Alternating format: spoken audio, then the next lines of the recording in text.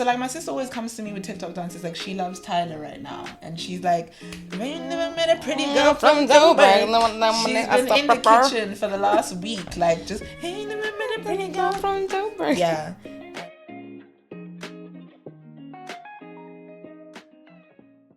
Hi, I'm your host and I, and welcome to Soundtracks, the podcast where we share the personal connections we have with music and how these connections influence our experiences, our memories, and our emotions. That was correct. Thank you for being here today, and thank you for trusting me with your time. This is the listener submission episode where I read out one of your submissions on the songs that you love or the songs that have made an impact in your life.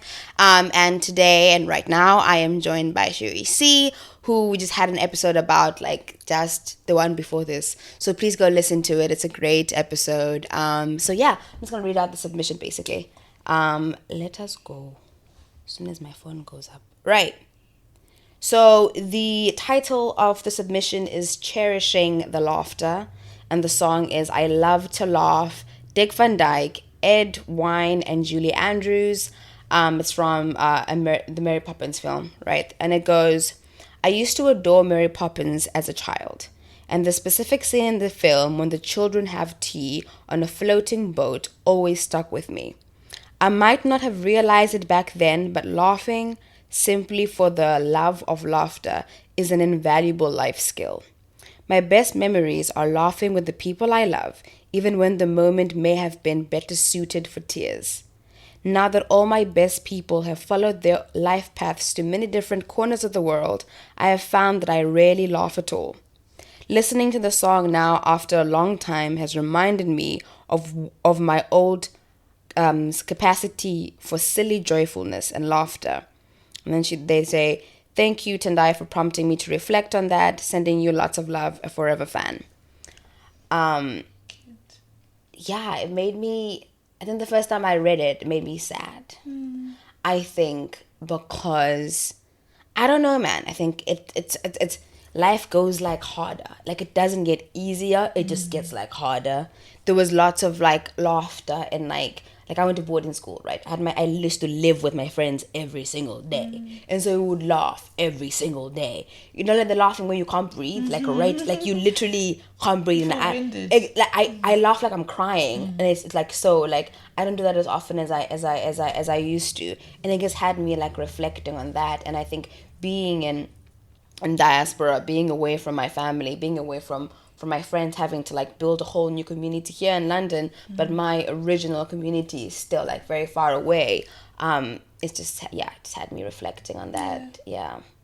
I think I agree with you, and I think I don't have a lot to add, but I definitely agree in that way that like, you know, sometimes you forget, like things get so serious and so real, and like you're saying, like the responsibilities of being an adult or feeling like that youthfulness, that childlike spirit is one thing that I try my hardest to hold on to and not lose. And there's some people that really bring that out of me and remind me of that person, like that inner child, that free-spiritedness. And then there's a point, because sometimes it's like life is like, ain't it funny, like things are, you know, or like the humor changes, but there's like that laughter that you're talking about where it's just pure and it's just present. And I think it's nice when you have things that can remind you of that or bring that back to you, and you should hold on to those things for sure.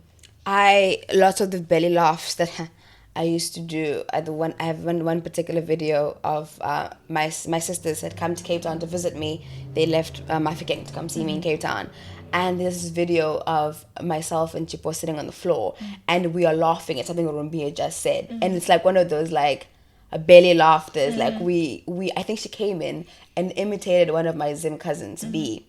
And we just started laughing, dog. Like, and I can just, like, it's very one of the visceral laughs. And I wanted to ask you, what is a song that, like, reminds you of, like, joyous memories with your siblings? Wow. So I'm the oldest sibling. My siblings I'm 26 and one's about to turn 20 next week. and then the other one is 11. And so I think a lot of music that connects us would be now, because there's such wide gaps between us. And I think the one thing that is connecting us right now, I would say, is Amapiano. Definitely, like seeing like my sister enjoying it through TikTok, and my brother being in his kind of like teen in early 20s phase, and then being a fan of like what I do as a DJ, and also this like cultural relevance that it has for us growing up here in this country, you know. Because prior, like, yeah, they would have been too young for me to connect with them musically, and I was away from home for a long time. I lived in London, and now that I'm like back home, I've been back home for the last 2 years. It's like the most time that we've spent together at a time where we are all old enough to relate to each other, like for real. So I'm trying to think, what is a song that is. And I'm going to be on a song that's out right now that probably is something very commercial, because what my sister likes is very commercial. But if I'll be honest, so like my sister always comes to me with TikTok dances, like she loves Tyla right now. And she's like, "We never met a pretty girl from Dubai." She's been in the kitchen for the last week, like just, "Hey, never met a pretty girl from Dubai." Yeah. And she really loves to dance, and she's really talented at it. And my little brother really loves the kind of more progressive side of my piano, but we don't really listen to music together. Yeah, like it plays around. I think right now the song that we all have been singing is my song, Morning Sun. Listen. Yeah. So and that's been something that's like a shared thing. So I remember I performed at Zimfest like 2 years ago, and my sister came. It was the first time both of my parents had come to see me perform as well. And my sister and one of my little cousins ended up on stage dancing to my set. And I remember afterwards my sister being so excited, like, I'm gonna be famous. And she's like, Charisse, do you remember that time when I came on stage to dance with you? And she's been writing songs lately, and she'll give it to me, like, do you think maybe you could put this in like into like a beat and like play it in one of your sets? Can I come to studio with you one day when you go to the studio? And my brother like, where are you playing today? Can I come with you? So I feel like right now, me being back home and doing what I'm doing is a thing that has become a commonality for us, where otherwise in general, we really kind of live our own lives in the generations that we're in, you know? Yeah. And what do you, I don't know, this might be a difficult question. What do you do in your life to like make sure that laughter is still there? Like you still laugh, or you prioritize laughter? The people that I keep around me. I'm so particular about that. Especially being in the industry that I'm in, and also always being surrounded by loads of different people and loads of different energies. And you would imagine actually I'm in spaces like parties that are places of joy and like fun, but they're also very much places of work for me. And I'm just so grateful that I have a community of friends who are really genuinely like my friends. Like we are there for each other outside of Groove, but they enjoy Groove. And so like I'm always with people that I love and people who love me.